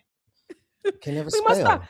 But I say all this to say, it ain't that we don't want to go back home. It's we're looking for an opportunity to be able to live, to breathe, to put things together, to be able to send back home to the people who can't come. So there has to be ways. And if people can make plans, allow them to make their plans. Nobody is coming and taking things from you. When there's opportunity, allow it to be opportunity. Like, why does the opportunity have to be limited and come with a struggle? And they are this idea that they're stealing the food stamps and all those things. I said this in a video and people got mad at me. They're like, oh, well, they have some access. No, the city, states, and stuff like that. They do create minor access to state funds or something like that, but they are not getting your food stamps. Haitians are not coming here and immediately getting your food stamps. They have to show themselves to be people who can live and thrive on their own with what is given to them. And do they do that? Absolutely. Other immigrants do the same thing. No, we have to remove ourselves from how they want to make us divisive with one another. And we got to focus more on being the melting pot that America claims that it is so much, and making sure that people have basic things that live in this country: food, housing, like healthcare. Those are the things that we should be, protections. Those are the things that we should be making sure that people have. That is, to me, the best way. Because when we're having this conversation, we are having it incorrectly when it comes to TPS. None of those people came here illegally. TPS is temporary protected status. That had to be something that was put in place to make sure that people are here with paperwork, so that if they are looking to go to school or have any other type of paperwork, they're here legally. This is we're in doing what this administration doesn't do: due process. So this idea that they came here illegally, that's not the point of TPS. It's not. So again, stop going off of what y'all hear or this outrage that is meant to make us divisive against one another. Springfield was a dying city. I said that in my video earlier this week. Springfield was a dying city. Even the people from that city didn't want to work in that city. They revived the plants, the business plants that were there, that they were looking for people who didn't want to work. You know, COVID came, people was like, oof, hands-on jobs. Whoa, not for me. Work from home, baby. And you know, that was the culture at the time. But Haitians was like, what y'all want me to do in Springfield, Ohio? Then they was like, dang, I made a little bit of money. They taking taxes from me. I don't get nothing back because I'm a Haitian. I'm an immigrant on TPS, but I can get that. I can take that little place over there and make it a restaurant. I can take that little place over there and make it. They were doing that while they were working at the plants and stuff, and people got upset. People were mad that the city was growing. They brought light to a lifeless city. No, we can't do that. You can't get mad that a city that ain't got no money being poured into it finally is now getting some kind of money. So, like, that part. Come on, this growing. You can't get mad that somebody else thought to do that by just simply working. Sorry. Come on. Oh, I'm looking back at the camera. Oh God. Yeah, well, no, I mean, it's a thing now. It's a whole somebody named it, said it was the important journalist view. Oh, it's camera one. It's camera one. Camera one. Oh, sorry. You remind me of Al Sharpton doing his show the other day, and he didn't know what camera to look at to save his life. It was hilarious and embarrassing. Oh God. But I'm gonna be honest with you, Rebecca. So I mean, you know, drives me crazy because it's hard to talk about without talking about theory. When you start talking about theory, people, sometimes start glossing over. But the moment you see a nation begin attacking immigrants is the moment you realize that nation doesn't have anywhere else to attack globally, not in a way that they can attack immigrants. We've gone all the way to the edge of what white supremacy can consume on this planet. Here's the evidence. Look at Gaza. Look, and I hope everyone understands very clearly that Zionism is white supremacy, period. Ashkenazi Jews, I know they are an extension of white supremacy in form in what they do and structurally what they're doing, settler colonialism, is literally white supremacy. And they have completely flattened the city. It is a level of destruction and devastation that we have not seen in a city since Hiroshima, Nagasaki, right? And once you get to that place, you're going to notice, what does the empire do next? What do the most powerful people on the planet do next? When they completely devastated on the international stage, where's the United States going to go and spend all their money with all their weapons? And where are they going to go to exploit and get their wealth? They've done it all over the globe for the last 2,000 years. Let's be real, not the United States alone, but of course, all of the empires in history. So where do they go next? They come internally. They go internally. What's the first line of defense? It is always, no question, throughout history, from the Roman Empire to today, it is always the immigrant first. They go after the immigrant first. And so for people to not realize, by helping them, by alienating immigrants, by dividing us, by making us fight one another, you are literally handing white supremacy the tools they need to destroy us internally, because they're no longer going abroad. They're coming internally to destroy us internally, and you are assisting them every time you feed into the diaspora wars. Yes. Yep. Ben, take me off of full view as you were talking. It was just me. But absolutely. No, I agree with you. This is something that was literally, this is, as they say on the screen right now, it is America's playbook. America's playbook is to, it is to utilize the historic ways to divide us. And how do you divide and conquer? You go with the most hated thing after the most hated thing. That is the Black immigrant. with the Black person. You know, immigrants are, because it ain't all immigrants. You know, them people that came on Ellis Island, swear up and down. They, y'all, you know what I'm saying? It wasn't the same struggle, Ellis Island, right? You know, it's kind of like how South African folks came over here and was outside like, I couldn't eat or drink, and I just came here for a better opportunity. I ain't got the accent down packed, so I can't do it. But this to sell us an idea. But when it comes to Haitian immigrants, historically, it's always been like that. I always say, if you go back to one of my videos on Let's Be Clear, I break down why the Haitian immigrant is the face of the most hated immigrant in the United States. This was not established by Donald Trump. This is historic in this country. In 1990s, that's why they did that big march in Brooklyn Bridge. That was one of the historic resistance moves of Haitians in this country, when America had settled to say that Haitians are the ones that carry AIDS. And they moved that throughout. That was something that they literally came up with. Guantanamo Bay was a place that they put a lot of Haitian immigrants, where they were holding them in their detention center. And again, this is before we had the Department of Homeland Security. So imagine what they were doing at that time.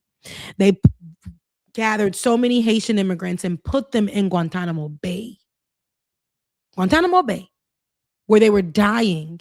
And of course, their AIDS was was there, disease was there, all that stuff. They were giving them nothing to eat, nothing. It was a disgusting environment. They left them there to die. And guess who said he bought, I think it was 300 beds last year, when he wanted to rally up the people from TPS? Who's this? This is Donald Trump, who bought over 300 beds in Guantanamo Bay, the same place where they were mistreating and abusing Haitian immigrants, and what was their holding center, their jail for them. And this right here was just what, 2021, 2022? Right. I want to make sure people understand this was under the Biden administration. And now this is under DHS. This is the Department of Homeland Security, right? This is ICE. This is the enforcement at the border. And this is how they treat folks who, they made it to the border. They're rounding them up. But then, and this is no slight, I always say this, the reason why I compare in that time too for Ukrainians and Haitians, Joe Biden even made a move where I forget the law, and I talked about it all day, every day for that whole year, and people got upset with me. But there was a certain law that because under the guise of COVID, we're not going to allow this group of people to come, even though their country is going through a war. Because mind you, Haiti is going through war. And because of destabilization, and here, and especially with our president being assassinated. And then here we have in Ukraine, of course, Russia, war. But they moved things to the side for Ukrainians, as they should have, to come here. But they blocked it for Haitians and said because of COVID. And under that same law, they said it doesn't apply to the Ukrainians. But for Haitians, we're stopping you right there.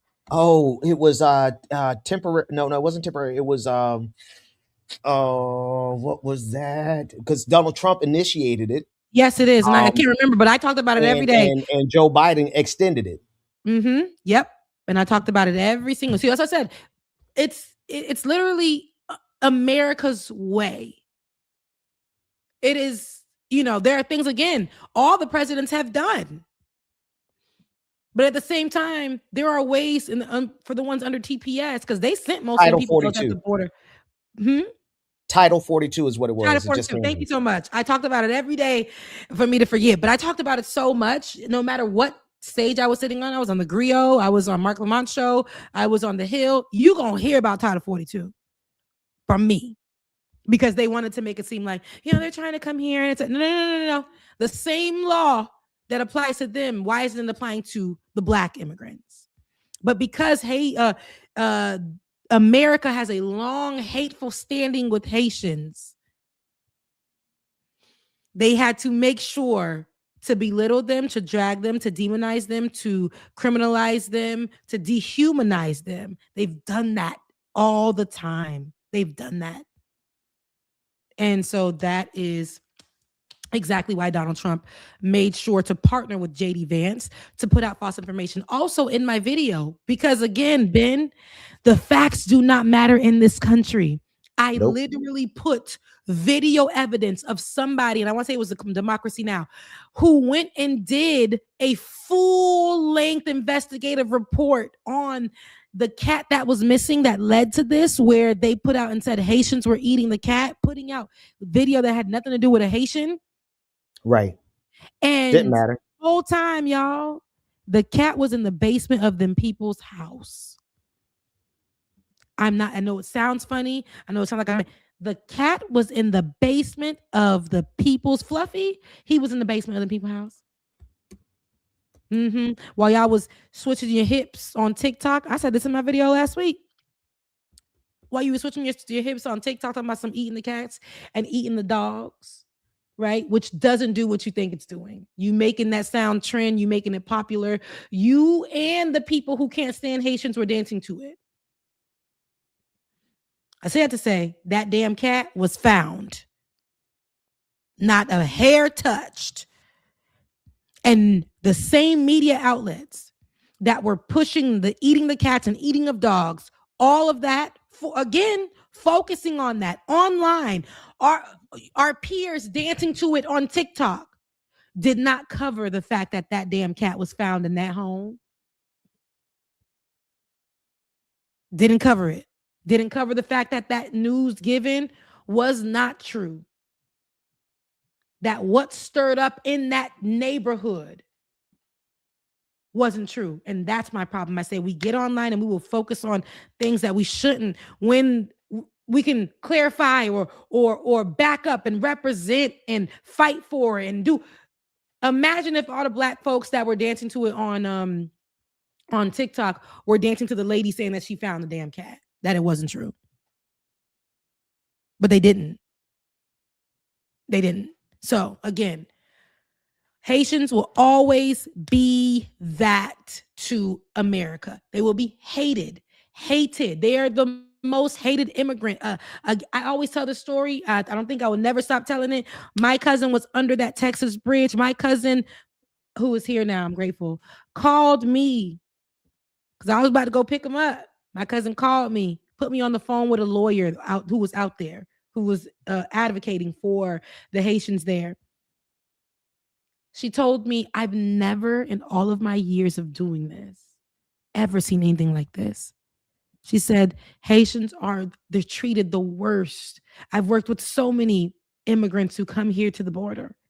But the way that I'm seeing the Haitians be treated right now, white lady, lawyer, she said, I've never seen anything like it. I've never seen anything like it. And here, the next night, I think, he was missing. They done put his behind back on a plane. He didn't know where he was in chains. And they dropped him off in Haiti somewhere he didn't know. Didn't care. Because they want you to understand, and they know how they've already put into society the logic. You said, Ben, Haiti Day. I remember. That's why I always tell people, we didn't call it Haiti Day at the time. We called it something else. But I remember because they even made other Caribbean folks jump in to fight us. I fought every single day. I fought every single day going to school. And for our parents, there was no, you're not going to school. They were just telling us how to put sand in our pocket for somebody who's coming up to us and throw it in their eyes so we can have a one-up on them if they bigger than us or whatever. I remember, I have experiences where my teachers would say commentary on me being a Haitian. I had a Jamaican teacher who made commentary on me being Haitian. Say certain things. All kind, like, I literally grew up with this. That didn't stop me from going to the #1 HBCU in the nation. That made me even more proud to be Haitian. Florida A&M University, right? Didn't stop me from doing that. That didn't stop me from making sure that when I got out of the TV news and radio, and when I got the opportunity to become, because I want y'all to know I am mastered, get my master's degree and get into digital media, be one of the first to ever do it on the platform like we did in politics, to be able to talk about Black issues because they didn't want us to talk about Black issues. It was just Donald Trump and Donald Trump having a wedgie, Donald Trump doing this, we were like, nah, here's how Donald Trump's policies and things that he's putting in place are not only affecting brown people right now, but this is what it's doing to Black folks. I was a part of that conversation and still am to this day. I don't want to stop. I don't want to divide. And so, yes, chance pour moi, I am Haitian. I grew up in this country. I grew up in where there's so many Haitians in South Florida, and still had to deal with, no matter where we went, no matter where we go, discrimination, prejudice, all the things, because we are one of the most hated, but we are the most hated Black immigrant group in America. It is taught to everybody to treat us a certain kind of way. So battling that out and still remaining in a place where I'm like, at the end of the day, I'm still going to make sure that I am the voice for the Haitians who can't speak. That's #1 and for first and foremost. But still going to talk about Black women issues in this country. Still going to talk about the issues with Black men. Still going to talk about Black-centered issues for all Black people in this country. Sorry, I'm still looking at camera 1. Still going to talk about all those things. And that's my point. It isn't cruelty, it's togetherness. I know it sounds corny, but that's literally how we have to be in this time. So that's my speech, man. That's your story. You sticking with it? That's my story, and I'm sticking right beside it. Well, but yeah, I didn't know that the conversation was gonna go. I love when we can be able to just really flesh these things out on air. I appreciate that. I appreciate that for sure. A lot of people are saying that they want to contribute to the battery fund. Please do, because I have the battery that you're talking about, Ben. It's this one, the one with I do have it. I just think I had the Bobo version. So if you guys definitely want to contribute, please. I know you're contributing on the super chats, which I love that. I thank you for that. But baby, super chats don't come until a month from now, right? So and they take 50%. And they taking 50% from me now, Ben. 50. Totally. 50. So definitely, if you can, If y'all trying to send to get the new battery, a good one, please send it over to Cash App Becca's Voice, BECCAS. Type that in the chat so I can put it up for you. That is Becca's Voice, and I also dropped the link to my PayPal if you guys don't feel comfortable doing that on Cash App for sure. For the ones that I see that you guys are definitely wanting to assist, I appreciate that. Thank you. Put it in the anyway. I got it. In that other chat, and then look at me. Then I pasted in the wrong place. We struggling this morning. Technology is not our friend today. Today we are really millennial booming it. Okay, we are bootlegging. We are struggling. For us to be the originals at this. It's true. The struggle is crazy real. But don't forget, we was in a studio. Yes, built brick by brick. We was in a studio. They don't know nothing about the brick campaign. But if I find that, I am going to do. And it'll be for paid folks only, for the members. Because I got members. I do. And I got to do some content for them. But I have stuff that's in the Google Doc. Stuff that we covered that can apply to today, baby. I'm like, you know what? That's for the archives. And for Black History Month, I might need us to drop a few. We might need to play some of our Black History stuff that we had. Remember when we did our Black History? You did one, I did one all month long. And then we was Wakanda Forever. See, that moment was real cute. You know, we was making white folks mad. Yeah, facts. We was making white folks up to the set.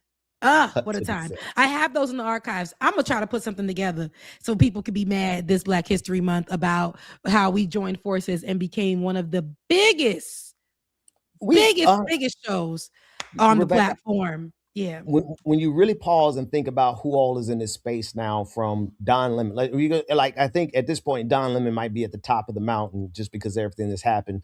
You know, when he goes live, he has like 30,000 people watching him live on YouTube alone. Right. Really, really, really successful, and congratulations to him. But when we started this, 2017? What year was that? What was the year? 2017. So when we started this in 2017, the only people that were really online was TYT and Majority Report. And Kyle Kalinske. Like the people, you know, there's some people who've been on there for forever on YouTube. But in terms of like a new media company, 2017, we were pioneers in this space. We were definitely pioneers in this space. And that's why I'm like, especially the ones that were the Black voices. And we were getting, at that time, millions of views. We made Ben Shapiro so mad. We had so many celebrities under our comment section. Facebook was popping at the time. It was a time. I'm so grateful. I always say this. The other day I was thinking, I'm like, in my career, I'm so grateful because I've been a journalist for since 2012. I want to say 20. No, actually 20, because 2000. Oh, wow. Geez, it's been a long time. So 2009, y'all. I was working locally because you had to be, locally working. I did TV 20, which was our local news station for us at Florida A&M. I did the radio, and I also did WCTV locally over there. So yeah, your girl been on for a long time now.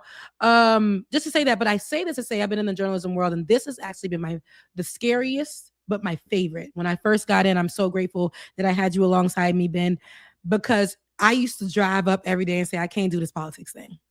Can't do it. I can't do it. This is crazy. They're telling me to speak my mind. The girl that was taught to be literally unbiased, to have something to say outside of reporting. I gotta have. And then it was like, girl, your purpose is right now. This man is after them Haitians. This man is after the Mexicans. This man's after DACA. This man is after Black folks. This man said this about healthcare. You need to speak up because you said you wanted a moment. And that's why I say I am so grateful for being in this space and to be able to not only hold interviews with some of the best to the brightest leaders in this space, but to actually grow in myself in the ability to give the story, to give it from a perspective that I can understand and not give you something that is just fluff, but to give it to you because I have experienced it. I know somebody who's experienced it. but I have empathy. I have empathy and understanding, but I also recognize that I'm not just going to regurgitate to you what's happening. I'm going to learn about what's happening. And I'm also, if I don't know about it, I'm going to give you the expertise who knows about it. Yeah. That's what when I did some of my first stories on Haiti, and people began to reach out to me online and say, wow, you're speaking for me. They were reaching out to me from Facebook, of course, and sending voice notes through Facebook from Haiti and saying that, wow, you are speaking for me in a moment that I can't speak. I see how people are talking about us and we can't speak up for ourselves right now. And you're being able to be a voice for us. That's what I knew. I'm right where I'm supposed to be. That's right. And that helped me stay. Building the brick by brick. That helped me stay. So yeah, I'm grateful. I didn't mean to go down that path either, but I got some stuff in the tuck from back in the days, and you guys wouldn't even believe how me and Ben was really in there every day. Typing up them scripts. Typing up the scripts. Wasn't no AI back then. Wasn't no AI. We had to write every word. ChatGPT, baby. Okay. We had to do our own research. Wasn't no AI helping us back then. Absolutely. That's why I said when you were trained, Ben, you are somebody who knows your stuff because you're educated. You too are mastered. You are somebody who is an analyst. You have been a teacher. You had that in you and you brought that with you into the space to help me understand as a journalist. Rebecca, you're a journalist, and here's how you can elevate. Here's how you can stretch that. Here's how you can use what you already have. Here is transitional skills. Here it like you were able to definitely do that. And that's how we were able to master Like It or Not into what it became. And remember my little show, what was it called? It was called Reality Check with Rebecca Azor. Baby, I seen that on the in the Google Docs. I said, here is Reality Check with Rebecca Azor. Wow. Crazy times before the braces too. So my teeth was looking like I chewed on rocks. That was crazy, but it was a good time. I can't wait to play those for you guys. I can't wait to run that back for you guys. Oh, but we are at the end of the show, Ben. You want to get to some super chats? Yeah. Let's do that. Yeah.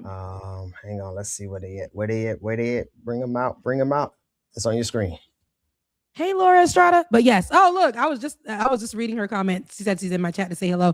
Oh, thank you so much, Laura Estrada, for your super chat. I appreciate it. Grand Rising family, not you Grand Rising us, finally sending a healing snug. Right back at you. That's me hugging you. Brazamo, I hope I'm saying that right. Brasmo became a YouTube member on whose channel? Mine or yours? It don't matter because you still support it. Yeah, I don't have it up on mine. Let me actually shout out Schism. Schism we did a call-in show on the Leftist Mafia on Thursday, and Schism called in. Was so glad to meet him because he poured into me in a way that I definitely needed. Again, just talking about how people are telling you your work and what you do inspires them or helps them. Schism said that he decided to go to school because of something I said on Olay and Friends about education and how it's promising and, to make sure you just go to school, and said that I inspired him to go to school and with the work that I do as well. Man, I could have cried right there, but I was trying to be, the thug that I am. But, it touched me in so many ways, and just hearing the enthusiasm and the knowledge that Schism has, and just excited about learning and where he's going to go next, because it's going to be far. And, I say the importance of an education. I know that in this day and age, education is not looked at like it used to be. It's still expensive.